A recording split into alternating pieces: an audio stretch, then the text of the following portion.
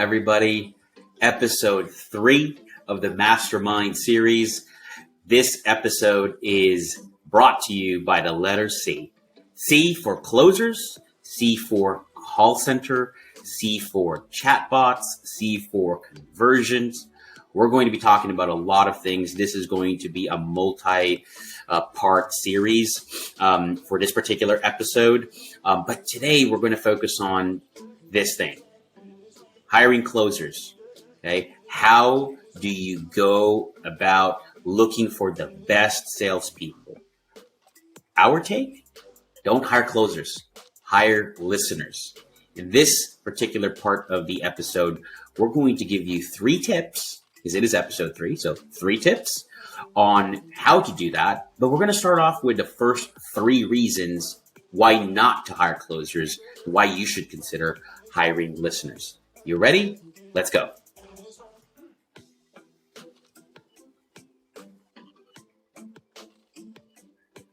Hire listeners, not closers. Reason number 1, the cup is already full. Let's think about that. Closers, it's hard for them to learn new things, especially if they're so comfortable with something that they've done in the past or something that I've already succeeded with. So the other thing that you want to think about is once you hire someone whose closing skills or their particular habits are already baked into their personality, they're going to do what they know, not what you teach. It's no surprise that many organizations experience this high attrition rate whenever they're hiring for closers, because they're bringing in individuals who is clashing with the system that they're trying to teach with people who already have an existing way of doing things. Here's another thing to think about. Resistance slows your traction and the goal of gaining sales. Because closers who already have this comfort and this ability to close, or their skill sets already embedded right deep into their personality, deep into their experience, it's tough for them to go and learn something new, especially when they're comfortable with it. So that particular resistance is going to slow your organization from reaping the results of going about and performing more effective and more efficient sales methodology, especially one that is being taught by your company. The other thing is, when you can't turn them, they're going to go somewhere else. So again, this adds on to the attrition. This adds on to the problems of hiring closers. They typically come with a high attrition rate, which means that you're constantly turning over people, and then they're just really going to the next organization that may fit their existing skills or their existing ways of doing things. Okay. Here's reason number 2. Closers talk, listeners close. What this means really is that with listeners, the prospects do more of the talking. The listeners are listening. And so when prospects talk more, they reveal more about themselves and their reasons for either buying or not buying. When you're dealing with a closer, the tendency is the opposite. The tendency is for them to be taking control of the conversation, controlling it, and doing most of the talking. Listeners are able to figure out the real objections. That's really because they're doing mostly listening. Okay, the conversation is taking place, but the prospect is the one that's doing most of the talking. Closers also want to be right all the time. This is a common trait of somebody who is a closer. They want to be right, and so they talk more, they talk over your prospect. And that's really because their goal is not necessarily to have the prospect agree with them. It's just for the prospect to acknowledge that they're right. Okay. And those two things can be quite contrary to one another. Listeners make the prospect feel like they're in control. And so when you're dealing with a listener, the prospect feels more comfortable. They feel less defensive. They think that their decisions are their own. You're not persuading them. So the likelihood of them following through with a contract or a signed agreement or a sale is higher. And there's a lower tendency for cancellations as opposed to people who deal with closers who feel that they were pressured into signing a contract or an agreement. And guess what happens? They end up canceling. And so that's also a really good benefit of hiring listeners and not closers. Okay, so the third reason, final reason for today, everyone is already looking for closers. So the search for closers is too crowded. And smart people, they fish where it isn't crowded, right? So if you'll find a lot of companies and organizations that we speak to, and they ask us for help, and they go, well, how can we get more closers? We look at their methodology and their approach in terms of the channels in the market, and they're doing what everybody else is doing, and they're going to places where everybody else is looking for salespeople or for closers. And the reality is, when you're in a crowded space and you don't have the best offer, or you're not very creative in terms of your recruitment, you're not going to stand out, and you might get some resumes, but they're not going to be the best people. Okay. So one of the things that I like about looking for listeners, not everyone is looking for good listeners. It's quite rare, to be honest with you, especially in certain industries like home improvement, contracting, manufacturing. You want to be able to go in places and channels where there's not a lot of these people that you're competing with or are challenging you, big companies or small companies, right? There's less people looking for listeners. More likely, when you're looking for sales, you have people looking for closers. And so that's a really good, salient, positive way to look at this is, you'll probably be able to get more applicants if you're looking for people that others aren't crowding at, or not everyone's looking for that individual. The other thing is, it's hard to really gauge someone's closing skills on simulation, right? So when you think about that, everyone is already designing tests or interviews where they're trying to get the person to show their closing skills. But the reality is this is all simulated and it's contrived. So because a lot of salespeople are trained to go through interviews, especially if they bounce from job to job, they're kind of expecting that. So they know what to say on those simulated interviews where you're trying to showcase your closing skills, right? I like the listening skills because you can't fake that, right? You can fake closing skills to a very high degree, especially if you're well-read or, you have some experience. And the reality is, even with past experience or success, it doesn't translate. There's no evidence that it's going to translate 100%, when you start bringing in people into your organization who's experienced success in other organizations. And lastly, I think it's predictable and easy to fake. I kind of mentioned that. When you're looking for closers, they know what to say. And so you end up liking what they're saying. But really, it's not going to necessarily translate, or that's not evidence of them being successful in your organization. So again, these are reasons why I think, looking for listeners, hiring listeners, not closers, this is something that sales organizations to consider highly. So let's get into the tips. Okay. Tip number 1. Okay. Now that you're convinced, or hopefully you're convinced that I'm going to look for listeners and not closers, how do I do it? Here are 3 really great tips. Number 1, test for listening skill. Okay. Testing for listening skills, is actually so much more effective than if you were to test for closing skills, because this is really where someone cannot fake it, right? It's easy to train closing skills because you're training them how to speak, the word track, the jargon.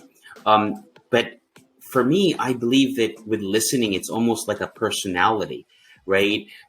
You can't just train for listening because someone's either geared towards that or has that affinity for listening, or they don't. So when you test for it, it's really concrete what you get.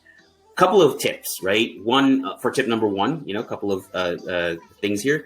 Get them to summarize. Okay. So as you speak, okay, go and have them summarize what you've said, or as you go through your testing with situations or simulation, have them repeat back in their own words what it was that they were listening to. This is a good way for you to find out if they're paying attention, number one, and two, if they're they're listening for key things and they're able to go and summarize that back. This is an important skill as well for negotiating. Whenever you're negotiating with someone and the prospect or your counterpart is saying something, a good way to think about this is you mirror them, right? You say, is this what you mean? Or it sounds like, or it seems like this is what you're saying. And that summary, or when you mirror that, people love that. They go, okay, this person's listening to me. And of course, we know scientifically that people like it when other people mirror them, right? You're kind of attracted to that. You feel that's a positive thing when somebody's saying the same things that you are. The other thing is their focus level. You get to test that through these listening skills, to these tests for listening skills, right? If their mind is wandering elsewhere and they're not focusing and paying attention during this particular test, that's a good indication of their level of focus that they will give when they're in front or when they're speaking to a prospect or your prospects. So again, tip number one, test for listening skills. I think this is so much more effective and so much more concrete than if you were to test for closing skills. Number two, do they ask questions? So when you're interviewing people for sales or positions where they have a selling role, okay, instead of focusing on what they say, in terms of, again, their ability to close or persuade you, I'd like to focus on more of, do they ask questions? Because questions allow for the prospect to reveal things, right? It allows the prospect to speak and to reveal what's on their mind, whether it's their intentions of buying or their objections to buying. And so this is a really good way to figure out if you've got a listener in front of you, right? Are they asking questions? Okay. Do they seek clarity or control? Do they clarify, right? Do they mirror and then they pause and wait for you to acknowledge? Or are they, well, this is what you mean, and I think this is what you mean, and they just keep talking. And now you can sense that they're more of a control freak. They're more of that, typical closer, where they're trying to control the conversation and be right, as opposed to being empathetic as well as interested, right, in the person. No one wants to be closed. I mean, you've dealt with people where they're so strong, and you know that they're trying to close you, and their only interest is to be able to get to their goal, not yours. And so you either agree with them or you just think, okay, well, I just want this to stop. Listeners are interested on the level of the person, right? They're interested in you. They ask you questions about yourself, how you feel. They're clarifying things, they have no problems admitting if they're unclear about something, and they request that you clarify or you elaborate. And again, you get the prospect to speak more in those situations. So I think, once you get into this level of looking for the listeners, you'll start to find that, okay, I'm going to design my interaction, during the interview where this person gets to ask questions, and then I can figure out if they're seeking control or they're seeking clarity, and I can now pay attention to how they ask that question and their level of interest with me as a person, as opposed to the goal itself. All right, number 3, last tip for today. When looking for listeners, look for intangibles. Okay, can they read others? Reading others means you're paying attention to the other person. Okay, you are interested in the sound of their voice, not yours. You are interested in their facial expressions, in their gestures, in what's not being said. I think that these are major pieces of outliers that make you successful in sales. And when you're looking for your, sales, when you're looking for that person to add to your sales team, right? A listener is not only listening to words, but they're also paying attention and listening to the things that are not being said. So that's one thing. Another thing is, what's their negotiating style? Typical listeners are ones who are more consultative, right? They provide more of that advice and that help, as opposed to someone who is, headstrong and kind of the person who wants that control.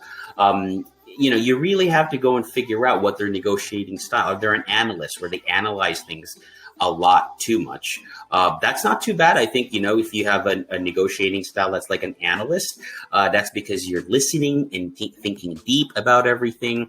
And you can still teach closing techniques to analysts, right? More than you would with people who are kind of the type A personality, who just want to control the conversation. And then lastly, mindset. Is it fixed? Or do they have a growth mindset? A fixed mindset is one where they tell you, I already know how to do that. I've done this before. This has worked for me. I don't think I can learn anything else, and you hear a lot of that ego come out when you deal with somebody who has a fixed mindset. A growth mindset is what you want, obviously. And this is a person who, again, is open to criticism and to feedback, right? And they're listening. So they're interested in what you have to say. They don't believe that they're right. In fact, they doubt themselves. So they're very interested as to what your take is on things and their perspective. And they go and mull that over. They think through, they're thoughtful and careful. They pause a lot. This is one thing I've noticed about people who are growth minded, who have that growth mindset, who are also listeners. They don't respond so quickly. And, they take the time to think about, to feel, those things and to absorb things that are being said to them. And then they respond with something that's carefully curated or crafted. And it's very calibrated, right? Because in their minds, it's like they're trying to put together what your thoughts are and their thoughts, and they're trying to put that together and learn from that. So really the mindset is you want to look for people who want to learn as opposed to people who are already there or think that they're already there. So those are the 3 tips. We have a full series of these things coming up in the next few days. I'd love to hear from you. Let me know what you think. Agree or disagree, doesn't matter. Let me know, let my team know what you thought of this. Do you have any other ideas? What have you experienced? If you have any good tips to add to this, please, reach out, let us know. Hit that subscribe button. Follow us, and again, you can comment if you'd like. We'd love to hear from you. I look forward to seeing you guys on the next episode.